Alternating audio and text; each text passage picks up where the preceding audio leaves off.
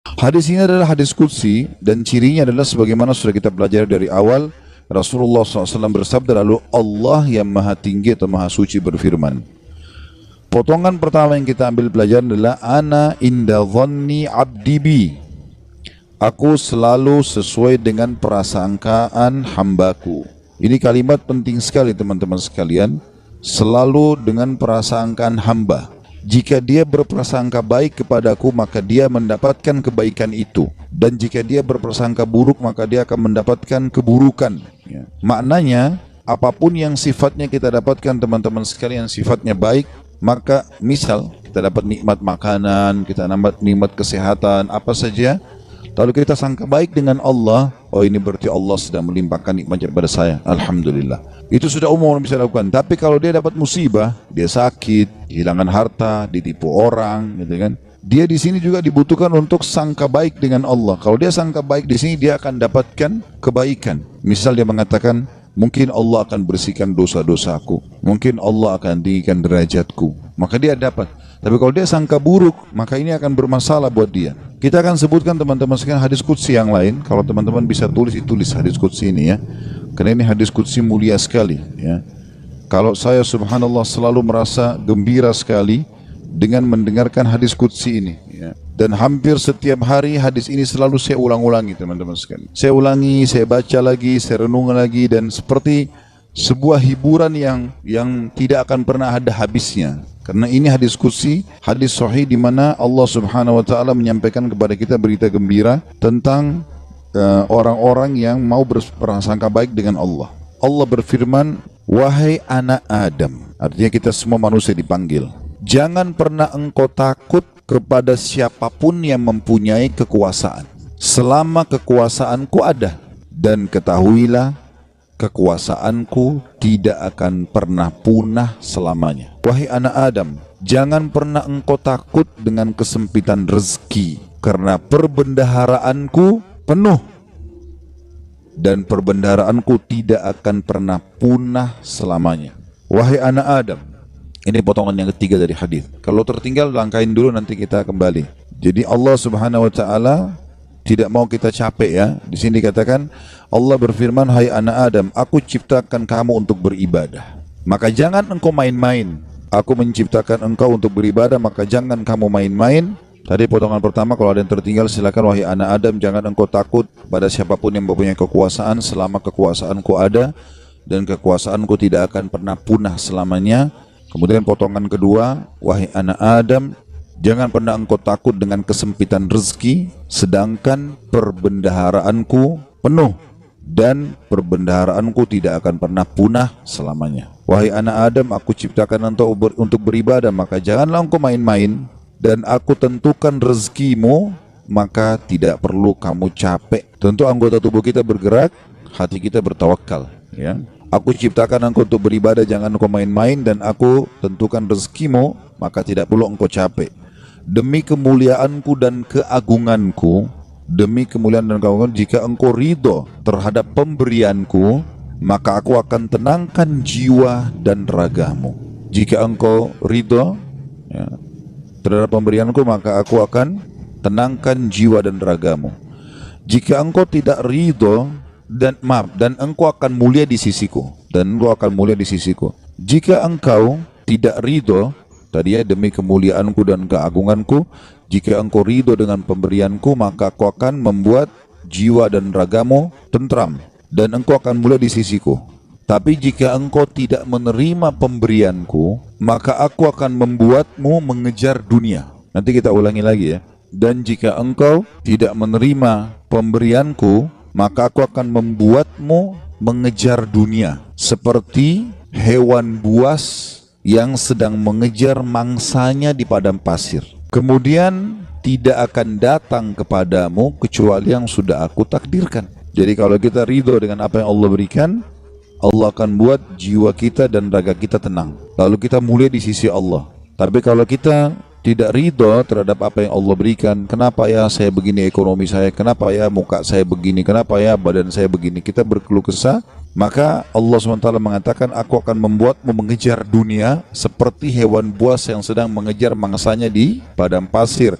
Kemudian tidak datang kepadamu kecuali yang sudah aku tentukan juga. Makanya capek sekali. Jadi orang beriman itu santai saja. Dia akan dapat semua apa yang Allah janjikan. Tidak perlu capek-capek. Nah, orang yang mengejar dunia berlebihan justru orang kena tidak bisa menerima takdirnya Allah atau tidak ridho dengan pembagiannya Allah. Wahai anak Adam, aku telah menciptakan langit dan bumi dan aku tidak pernah sulit menciptakan keduanya. Maka apakah kau pikir aku akan sulit untuk mengurus rezekimu?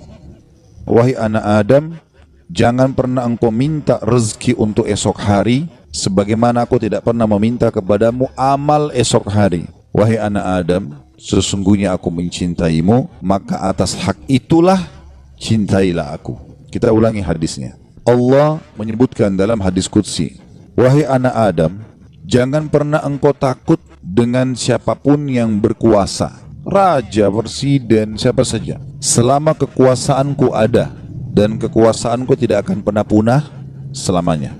Wahai anak Adam, lanjutan yang potongan duanya, jangan pernah takut dengan sempitnya rezeki, sebab perbendaharaanku banyak, penuh, dan perbendaharaanku tidak akan pernah habis selamanya. Yang ketiga, wahai anak Adam, aku telah menciptakan engkau untuk beribadah, maka jangan bermain-main, dan aku juga sudah menentukan rezekimu, maka tidak perlu engkau capek.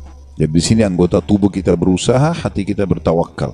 Demi kemuliaanku dan keagunganku, jika engkau ridho terhadap pemberianku, ridho dengan paras wajahnya, tubuhnya, pasangan hidupnya, anaknya, maka aku akan tenangkan jiwa dan ragamu dan engkau akan mulia di sisiku. Dan jika engkau tidak ridho terhadap pemberianku, maka demi kemuliaanku dan keagunganku, aku akan bebankan kepadamu dunia, atau aku akan membuatmu mengejar dunia, sehingga engkau berlari-lari mengejarnya seperti hewan buas yang sedang mengejar mangsanya di padang pasir.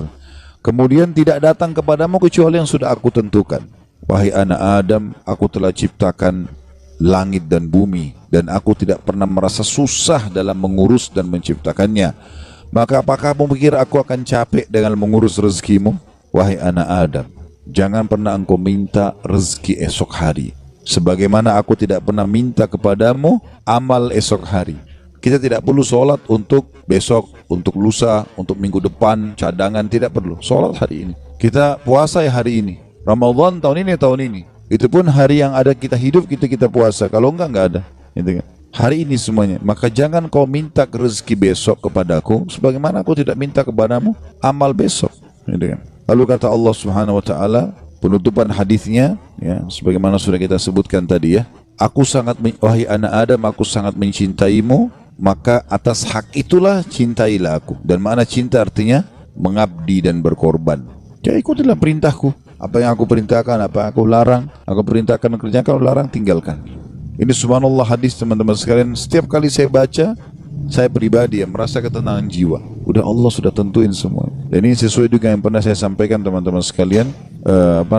Hadis yang perkataan Hasan Basri rahimahullah yang mengatakan, aku selalu tenang dan senang dalam kehidupan dunia karena dua hal. Aku selalu senang dan tenang karena aku tahu ajalku sudah ditentukan oleh Tuhanku. Udah, Allah sudah tahu kapan aku mati. Udah nggak usah aku pikirin kapan mati itu. Beramal saja. Aku selalu senang dan tenang dengan itu. Aku sudah tahu ajalku sudah ditentukan oleh Tuhanku, maka aku tidak perlu memikirkannya. Dan aku selalu senang dan tenang karena rezekiku sudah ditentukan oleh Tuhanku, maka aku tidak pernah berpikir untuk diambil oleh orang lain. Jadi kalau teman-teman misal lagi masuk dalam satu proyek berdua sama temannya, atau berapa orang sedang bersaing, lalu kemudian dia gagal, teman-temannya dapat misalnya. Jawaban sederhana, belum rezeki. Selesai. Karena biar kita berusaha setengah mati nggak bakal dapat itu. Sudah Allah tentuin. Seperti itulah. Dan tadi sudah kita jelaskan di diskusi tadi, kalau kita ridho dengan pemberian Allah, Allah buat jiwa kita dan raga kita tenang. Subhanallah, orang kalau misalnya mau makan udah habis, oh ya sudah, belum rezeki saya, tenang jiwanya. Kenapa habis, kenapa dimakan, kenapa begini, sakit hati, perutnya juga lapar. Jadi ini kaidah hidup yang luar biasa yang mestinya kita fahami ya. Di sini makna juga ana inda dhanni abdi bi, saya selalu dengan prasangkaan hambaku. Seberat apapun teman-teman yang sedang kita alami, terimalah berita gembira selama kita beriman, kalau itu pasti kebaikan buat kita. Sampai ada sebuah hadis qudsi yang lain, ya, kata Nabi SAW, Allah berfirman kepada para malaikat, batasilah rezekinya hambaku yang ini, karena kalau kau bukakan dia akan kufur. Dan luaskan rezekinya hambaku yang ini, karena kalau kau bukakan dia tambah bersyukur. Jawabannya sederhana, berarti kalau kita mau teman-teman sekalian rezeki kita terbuka segala macam, royal di jalan Allah, jangan perhitungan. Allah SWT akan buka, karena Allah tahu ini orang kalau dibuka ini masalah. Qarun kan begitu dulu. Qarun itu yang diceritakan di dalam Al-Quran tentang kaumnya Nabi Musa yang kaya raya. Sampai di Indonesia pun bahasanya harta karun. Ya. Itu kan namanya Qarun, ditimbun sama Allah dengan harta-hartanya. Walaupun ahli sejarah berselisih pendapat di mana tempatnya. Ada yang mengatakan di laut, di Turki, ada yang mengatakan di Jordan, negeri Syam, dan sudah. Ala kulli hal, dia ditenggelamkan oleh Allah SWT. Sampai semua harta tertimbun dikatakan harta karun. Ya. Qarun itu dulu orang soleh, luar biasa ibadahnya sama Allah. Sampai terkenal di pengikut Nabi Musa yang paling alim termasuk adalah Qarun. Miskin, rumahnya susah, bajunya kotor, makan tiap hari tinggal tunggu orang kasih. Sering Nabi Musa lewat, kirim salam sama dia, tanya kabarnya, titipin makanan. Salah satu dia bilang, hai Nabi Allah, mintalah kepada Allah agar aku diberikan kekayaan. Susah hidup begini. Nabi Musa AS berdoa, baiklah, ya Allah bukakanlah rezekinya Qarun. Allah terima. Qarun bertahap, diajarkan oleh Allah Subhanahu Wa Taala. Tiba-tiba Nabi Musa AS berikan dia sedikit emas, ya, kemudian dia transaksikan, terus dia tertarik dengan emas itu. Dia mulai belajar bagaimana cara mengelolanya emas, sampai pelan-pelan dia punya kios kecil, lama-lama sampai dia punya produksi emas terbesar pada saat itu. Menjadi orang kaya raya. Udah nggak sholat lagi, udah nggak zikir lagi, ya. Udah mulai sombong, jalan di pinggir jalan sampai kereta kencananya semua pakai emas. Kemudian Nabi Musa AS utus orang-orang untuk ngumpulin zakat mal, dia nggak mau kasih. Lebih parah daripada itu, dia mengajak kaumnya dan membiayai mereka untuk memerangi Musa AS. Sampai akhirnya Musa AS berdoa agar Allah tenggelam dengan harta-hartanya semua. Jadi subhanallah, Allah itu memberikan dan Allah mengenahan, itu Allah tahu tentang kita. Ya ibaratnya seperti misalnya anak kita. Kita tidak bahasakan Allah punya anak. Ta'ala Allah, ya. Allah maha suci dengan maha tinggi masalah itu. Tapi ini Ibnu Qayyim rahimahullah memberikan contoh. Perumpamaan orang yang belum dikasih oleh Tuhannya Allah, perumpamaan seperti seorang anak yang sedang meminta izin dari orang tuanya untuk melakukan satu perbuatan atau berteman dengan seseorang. Misal bapak ibu punya anak mau berjalan sama teman-teman, kita tahu teman-teman ini narkotika, orang merusak. Padahal anak ini tidak ngerti, dia bilang ibu ayah izinkan saya. Kira-kira bapak ibu mau izinkan? Kalau kita pakai akal sehat kan nggak mungkin. Kita tahu anak ini walaupun dia mau, dia senang, dia gembira, dia akan rusak nanti. Kita nggak akan kasih, apapun resikonya. Ibnu Qayyim rahimahullah memberikan perumpamaan seperti itu. Ada orang merengek-rengek sama Allah, Allah belum kasih. Allah lebih tahu, gitu kan? Ini hambaku ini kalau saya kasih, dia masalah nanti. Ada orang begitu subhanallah. Mungkin contoh kasus, ada orang anaknya meninggal masih kecil. Baik, mungkin dia merasa sedih. Tapi subhanallah bisa saja mungkin anak itu kalau besar buat masalah buat dia. Kita nggak tahu. Walaupun menurut kita mungkin tidak. Kan itu terjadi di kisahnya Nabi Khidir, ya kan? Dalam surah Al-Kahfi disebutkan, waktu Nabi Musa AS jalan sama dia, ada anak kecil jalan langsung dibunuh oleh Nabi Khidir. Nabi Musa bilang, kenapa kau bunuh anak kecil? Gak ada dosanya nih. Kata Nabi Khidir, kan saya sudah bilang, syaratnya kau belajar sama saya, jangan tanya sampai saya jelasin. Tapi yang jelas, Nabi Musa bertanya waktu itu, ringkas cerita, nanti akhirnya Nabi Khidir ceritain. Gitu kan? Nabi Khidir bilang, anak itu sudah ada berita dari Allah. Kalau anak ini kalau besar, dia akan durhaka sama orang tuanya. Sementara orang tuanya ini adalah orang saleh, orang baik. Si ayah sampai ibu ini orang baik. Maka Allah menyuruh aku membunuhnya. Aku pertama utusan Allah. Kalau aku bunuh, aku tidak berdosa, ya. Itu anak ini meninggal belum balik, berarti dia juga masuk surga. Orang tuanya digantikan oleh Allah anak yang soleh. Hamil lagi ibunya setelah itu, kemudian melahirkan anak yang soleh. Kita tidak tahu rahasia Allah. Maka berprasangka dengan Allah baik ini penting. Apapun sifatnya teman-teman, apapun sifatnya. Saya ketemu dengan seorang pengusaha di Surabaya habis tabligh akbar itu hari. Datang kepada saya, Ustaz, di antara teman-teman saya orang yang bisa dikatakan di antara mereka kelasnya yang paling alimnya saya. Artinya di antara ibadah segala macam, teman saya masih ada yang lalai sholat. Saya alhamdulillah azan ke masjid, urus ibadah lah gitu kan. Masuk ke satu proyek, semua dapat kecuali saya Ustaz. Bagaimana memahami? Hati saya masih pegel nih gitu. Saya jawab itu belum rezeki antum.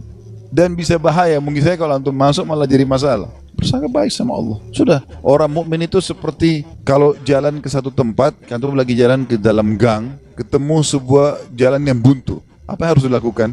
Nggak usah mikirin kenapa ini buntu. Belok kiri atau kanan, cari jalan keluar. Itu solusinya. Kan gitu. Kalau mentok selesai, langsung cari jalan keluar. Gitu ya. Sampai dalam masalah ibadah, kita bangun telat nih subuh. Udah nggak usah pikirin kenapa saya telat dulu. Uduk dulu, sholat dulu. Baru nanti hilangkan sebab-sebabnya. Besok jangan terulang. Gitu kan. Kalau nggak akan terbuang waktu. Akan hilang kesempatan-kesempatan. Dalam kaidah agama dikatakan, apa yang tidak bisa dijangkau semuanya, jangan hilang sebagiannya. Kalau kita nggak sempat sholat sunnahnya, minimal wajibnya jangan sampai kehilangan. Kita masuk ke masjid, banyak orang begitu. Kadang-kadang dia masuk masjid, sholat duhur misalnya, kayak kita sebentar mau duhur ya. Dia sholat misalnya, dia masuk masjid, dia lihat imam ini sudah bangun dari ruku, sami Allah liman hamidah. Nunggu kenapa? Dia mau tahu ini rakaat terakhir atau bukan. Kalau rakaat terakhir sudah ditunggu aja sampai salam, baru dia sholat sendiri. Keliru ini akhi. Tetap lebih utama sholat pertama. Kata para ulama, walaupun tahiyat terakhir di jamaah pertama lebih afdal daripada jamaah kedua walaupun dia di saf pertama. Walaupun itu sudah terakhir, takbir duduk tahiyat sama mereka. Berapa banyak orang yang tidak paham masalah ini. Yang tidak bisa didapat semuanya, jangan kehilangan sebagiannya. Itu kaidah. Harusnya begitu. Apa saja teman-teman sekalian. Subhanallah, saya pernah punya teman orang Senegal dari Afrika dulu waktu masih di Madinah. Teman saya di sebelah duduk di sebelah saya. Dia mungkin telat masuk kuliah 3 bulan gara-gara pengurusan visanya berangkat gitu. Tapi subhanallah cum laude anak itu. Dia datang duduk di sebelah saya. Mulai masuk hari itu, saya kan nulis juga apa yang dosen bilang. Saya ikutin apa yang dosen bilang, saya tulisin. Ini begitu masuk sudah 3 bulan. Udah banyak lembaran pelajaran yang ketinggalan. Mungkin ada 40-50 lembar tulisan yang sudah ketinggalan. Tapi dia mulai hari itu teman-teman sekalian, dia langsung tulis. Mulai masuk hari pertama, dosen pertama, dan sampai masa ujian terus saja dia nulis. Saya sempat tanya dia waktu dia mulai nulis, akhi, bagaimana ente nulis, kan ada yang ketinggalan? Dia bilang nggak apa-apa, saya tulis sekarang, nanti itu nyusul. Sekarang ini dulu saya tulis. Dan betul, ternyata setelah mendekat ujian, yang dia tulis berisi kurang lebih 70%, yang tertinggal 30%. 30% itu disusul sama dia, diambil tulisan teman-teman yang sudah ada baru disusulin. Jadi yang tidak bisa dijangkau semuanya, jangan kehilangan sebagiannya, kan gitu. Ada orang begitu subhanallah ya. Lewat waktu sholat duha sudah kepepet, sudahlah nggak apa-apa, nggak usah deh, besok aja. Jangan, sekarang. Walaupun cuma 2 rakaat, nggak ada masalah. Jangan kehilangan semuanya. Maka itu kejelian dalam memahami itu teman-teman.